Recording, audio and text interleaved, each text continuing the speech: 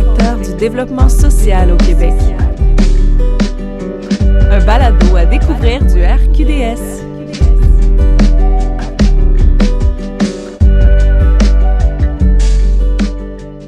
Salut Pamela. Salut David, ça va bien? Très très bien. Toujours dans le merveilleux Mixbus. Yes, c'est vraiment hot comme setup. Et aujourd'hui, on reçoit Mélanie Bergeron.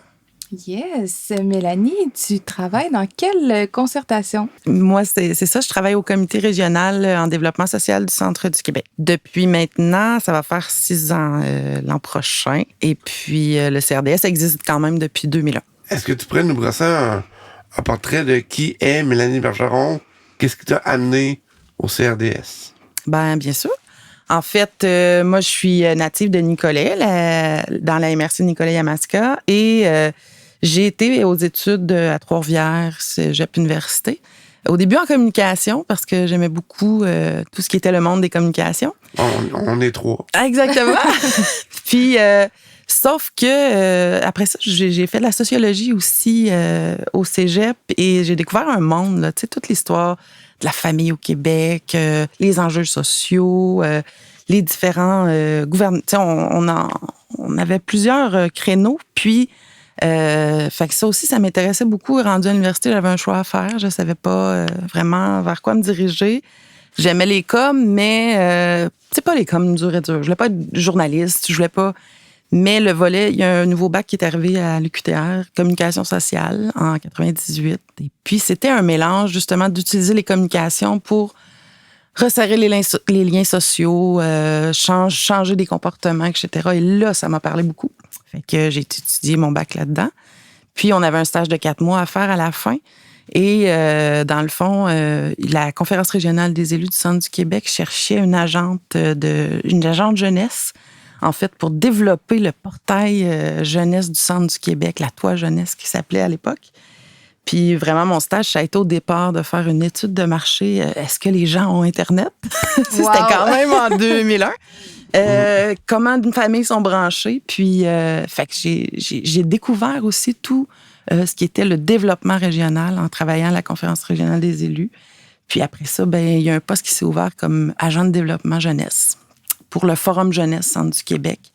Donc, j'ai appliqué, puis j'ai eu le poste, puis c'était vraiment, vraiment de travailler avec les jeunes, d'être une voix pour les jeunes sur les enjeux jeunesse de la région. On est une communauté, on est un territoire qui est rural et à la fois urbain. Donc, positionner les enjeux, travailler la participation citoyenne. Donc, les membres du CA du Forum jeunesse étaient tous des jeunes de 35 ans et moins. Fait que c'est comme ça que j'ai baigné d'abord dans comment on identifie une problématique, comment on la travaille avec les partenaires qui sont concernés par le développement des jeunes. Et j'ai été là 15 ans. Oui, exactement. Puis, c'est suite, vous savez, il y a eu en 2015 la fermeture des conférences régionales des élus. Et je crois que ça va être un sujet récurrent dans tout le balado. C'est ça. Moi, j'étais allée au Forum jeunesse à ce moment-là. Le Forum jeunesse aussi a dû fermer ses livres, mais le CRDS a souhaité continuer ses actions.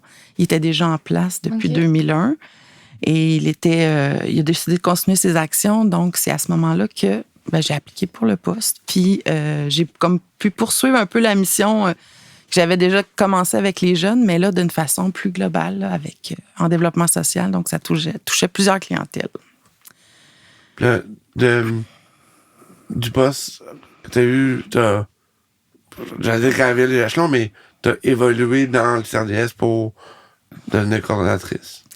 En fait, ce qui est drôle, c'est que quand j'étais au Forum jeunesse, j'étais coordonnatrice du Forum jeunesse et j'étais partenaire au CRDS parce que je représentais tous les enjeux jeunesse, tout le volet jeunesse au comité de développement social. Fait que je l'ai vu évoluer aussi en étant partenaire. Puis c'est comme ça que quand je suis arrivée en poste, c'est ça, je connaissais déjà l'historique. J'avais déjà travaillé avec la coordonnatrice France Fradette qui était là avant moi. Donc, c'était comme une suite logique, là, dans le fond, à ce que je faisais. Puis ce qui a été intéressant, c'est que suite à l'abolition de la Conférence régionale des élus, les partenaires ont dit non, on veut continuer, nous, à travailler en développement social, c'est important.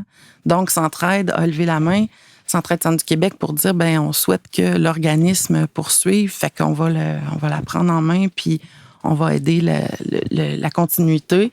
Donc, et c'est là que j'ai été embauchée, puis que j'ai commencé à travailler au CRDS. Est-ce que c'est une grande équipe en ce moment? Une grande équipe de 2. De 2, c'est ça. Mais 3 sous peu. Donc, OK. ça, c'est nouveau. Fait que ça, bien contente, là. Ça s'en vient. Alors, oui, parce que, tu sais, si on recule, je parle un peu de l'historique là, du CRDS. Dans le fond, ça a débuté, la démarche s'est instaurée chez nous en 2001. Et puis, il y a eu l'embauche il y était 2 employés à l'époque. Et puis, des stagiaires aussi qui sont venus. Mais c'était une agente de recherche et la coordonnatrice. Et puis, dans le fond, il y a plusieurs projets qui se sont développés. Et là, il y a eu certaines ressources qui sont venues travailler sur des projets plus particuliers, des chercheurs, des analystes. Il y a des partenaires aussi qui ont mis la main à la pâte là, pour tout ce qui était la connaissance du milieu, des enjeux du territoire.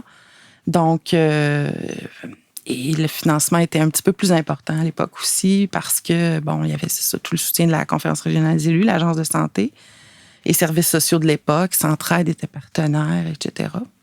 Mais là, on est en train de reprendre du galon aussi au niveau là, vraiment de l'implication dans divers projets, donc le besoin de ressources. Alors, C'est le fun de voir que les partenaires du milieu ont répondu présent. Oui. Parce que je pense que c'est pas le cas dans toutes les régions.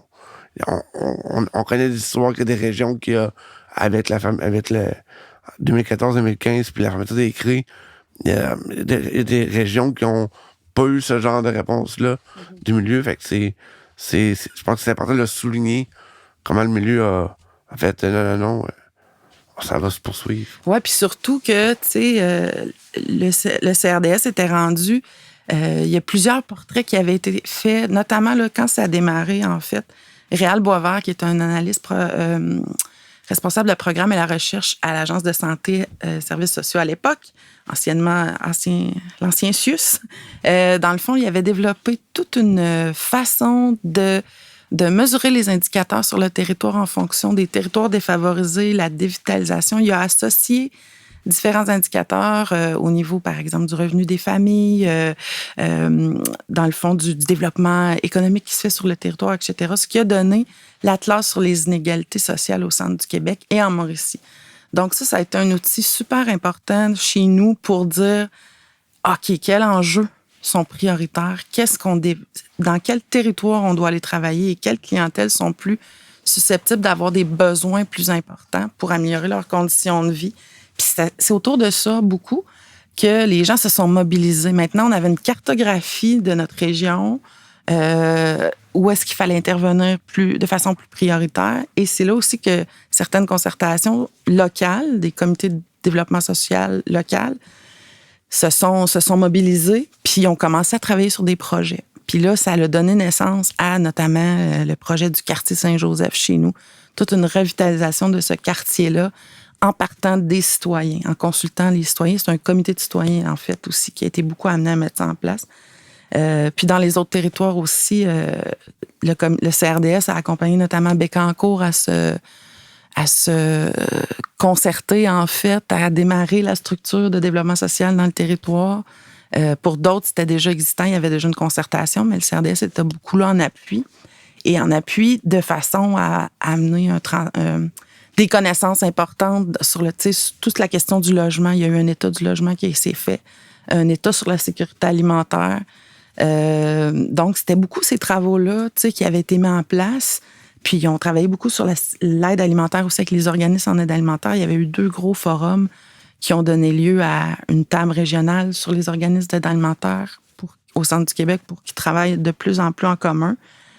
Fait que, c'était comme tous ces travaux-là qui ont été faits, ça tomberait demain matin. Là, on a la connaissance du territoire, là, on a mis nos ressources financières, nos leviers en place pour travailler sur des actions concrètes pour qu'il y ait avoir de l'impact sur ces enjeux-là. Puis là, parce que la CRI n'était plus là, fait que c'est comme ça, dans le fond, c'est ça qui est arrivé aussi, c'est que là, les gens se sont dit non, pas avec tout le travail qui a été accompli, on peut pas laisser tomber ça. Parce qu'on tombe dans l'action aussi, là, on était dans le soutien à différentes démarches, différents projets. Fait que c'est comme ça ils ont décidé de continuer. Puis aujourd'hui, dans le fond, les projets qui sont encore sur la table, se poursuivent, se concrétisent, puis d'autres projets aussi qu'on travaille en partenariat sur le territoire, qu'on a mis en place dans les dernières années qui ont fait que ça s'est consolidé le CRDS, en fait. Moi, je serais quand même curieux de savoir, c'est quoi les projets qui sont sur la table? Bien, en ce moment, ce qui est super intéressant, nous, suite, là, je reviens encore à la fermeture de la conférence régionale des élus, Il n'y a mais pas de problème. nos MRC sur le territoire se sont vus attribuer, veut pas, de nouvelles responsabilités, donc de travailler de plus en plus sur les enjeux au niveau de la famille, de l'éducation, la lutte à la pauvreté. Et ils n'ont pas souhaité le faire en silo. Là. Ils ont vraiment dit, on va continuer de travailler nos 5 territoires de MRC ensemble. Et quand le fonds régional, pas le fonds, mais oui, le fonds d'appui au rayonnement des régions est arrivé, on avait déjà une démarche d'entamer pour identifier les enjeux de notre territoire, etc. Et fait que ça a été super le fun. Ils ont décidé de travailler en co-développement. C'était pas des appels de projet.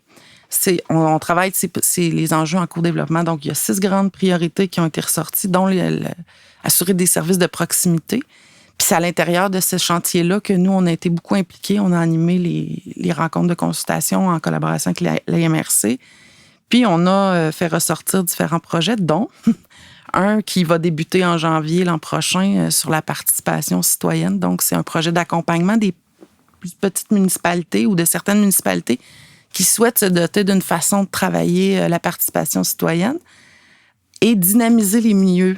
Dans le fond, dynamiser certains lieux de vie, comme par exemple, il y a plein de projets qu'on voit arriver dans les régions sur reconvertissement des établissements religieux, par exemple. L'Église, au lieu de la perdre, on la reconvertit en centre communautaire, tout ça. Donc, ce projet-là va venir avoir une ressource qui va accompagner les municipalités qui voudront démarrer des projets en participation citoyenne dans leur milieu. Et puis, on a parlé de sécurité alimentaire tantôt. Il y avait un état de situation sur la sécurité alimentaire qui avait été fait en 2014, je crois, par le CRDS. Et il y avait des recommandations qui sont sorties de cet état-là de situation, dont mettre en place vraiment une concertation sur la sécurité alimentaire. Puis, c'est ce qu'on a travaillé aussi dans un chantier, un projet qui a été financé par le Fonds d'appui au rayonnement des régions, de se doter d'un portrait du système alimentaire au centre du Québec, du système alimentaire durable. Et puis, dans le fond, pourquoi ce projet-là? C'est que on voulait avoir une vision globale de tout ce qui se passe dans le système à partir du champ à l'assiette et de voir où est-ce qu'on pouvait venir peut-être combler des besoins plus particuliers pour que ce système-là fonctionne bien. Fait que ça, c'est un gros chantier. Beaucoup de partenaires qui ont levé la main et qui ont dit oui, on veut travailler à ce portrait-là. Et le portrait va nous permettre d'avoir une plateforme interactive, en tout cas, qui va devenir un outil d'aide à la décision, je dirais, mais aussi un outil de suivi de comment va notre système alimentaire et comment on peut aller plus loin vers la sécurité alimentaire au centre du Québec. Ouais, c'est quelque chose qu'on a fait tous en Outaouais. Yes. Il y a eu le forum là, sur le système alimentaire durable, je pense que c'était en mars dernier. Wow. Puis nous autres aussi, ça réunit vraiment beaucoup de partenaires. Là, on voit qu'il y a un momentum. Ça m'amène à me questionner, ce serait quoi les grands enjeux dans votre région en ce moment? Bien, en ce moment, en fait, on travaille beaucoup sur la sécurité alimentaire, bien sûr. Dans le cadre de l'Alliance pour la lutte contre la pauvreté, on a été amené à jouer un rôle de coordination là, de ce programme-là du gouvernement en collaboration avec la table des MRC. Puis, il y a beaucoup au niveau, par exemple, du transport. Ça, c'est un des enjeux qui a ressorti beaucoup de l'accessibilité au transport pour avoir une accessibilité aux services dans une municipalité, une MRC, une région. Et on a aussi un chantier qui a été mis en place sur la lutte à la pauvreté, pas pour la lutte à la pauvreté, la lutte aux préjugés. OK. Wow. Dans un objectif de dire, si on veut aussi que les gens puissent se sortir de la pauvreté, il faut d'abord aussi qu'ils croient en leur capacité, leur potentiel. Puis une des façons, c'était de lutter contre les différents préjugés qu'il peut y avoir. Alors, le travail de démystification. Oui. Exactement. Puis aussi, l'autre chantier qui est en place, c'est celui c'est celui de je l'ai dit, sécurité alimentaire, le logement. Il y a un projet aussi qui s'en vient au niveau du logement. Puis ce qui est intéressant, en fait, c'est que on a réuni autour d'une même table toutes les OMH, en fait, les offices d'habitation municipale de MRC maintenant, qui travaillent ensemble, mais avec d'autres partenaires aussi, une association de locataires. Le ministère des Affaires municipales est là aussi. Fait que bref, ce projet-là fait en sorte qu'ils vont se donner d'outils pour bien travailler avec les besoins vraiment des locataires, par exemple, qui sont en logement primodique. Leurs besoins d'information, leurs besoins aussi plus particuliers d'accès à l'information, puis de soutien aussi à différents locataires qui vivraient différentes problématiques, vers quelles ressources tu peux te tourner, etc. Fait que ça, c'est un besoin qui est Puis c'était la première fois que les 5 OMH s'assoyaient ensemble pour travailler sur ce projet-là. Donc, ça a été super intéressant. Et fait que ça, c'est les enjeux qui nous animent beaucoup présentement. Puis tout ce qui est de la question des services de proximité qu'on travaille en collaboration avec la région, la TAM des MRC aussi. En tant que concertation, est-ce que plus à l'interne ou dans votre structure, est-ce que vous vivez des enjeux? Tu sais, je sais qu'il y a ceux des ressources humaines là, qui est quand même assez partagé, mais sinon, au niveau de la concertation, comment ça se passe? En tout cas, chez nous, je trouve que ça se passe super bien. On a vraiment réussi à garder les partenaires principaux mobilisés, mais on a réussi à aller en chercher d'autres aussi, dans le sens où la lutte que ce soit pour la lutte à la pauvreté, la sécurité alimentaire ou d'autres enjeux, ça se travaille avec différentes expertises. Tu sais, le but, dans le fond, d'une démarche en développement social, c'est de réunir différentes expertises de différents secteurs pour mettre en commun nos leviers, nos ressources. Puis c'est ça qu'on travaille vraiment de plus particulièrement. Les enjeux, en fait, c'est de toujours rester mobilisé. Puis c'est sûr que la pandémie qu'on a vécue, ça n'a pas été évident, mais ça a fait en sorte quand même de faire ressortir des besoins émergents ou criants, ou en tout cas d'exacerber certaines problématiques sur le territoire. Donc, si on parle du réseau de la sécurité alimentaire qui s'est mis en place en pleine pandémie, c'était d'autant plus pertinent que tous les gens de la région qui sont mobilisés là-dessus puissent se parler puis continuer à travailler ensemble. Fait que je pense que ça se passe quand même bien. Oui, l'enjeu de ressources humaines, mais ça, en ce moment, je pense que c'est un enjeu qui touche beaucoup d'organisations.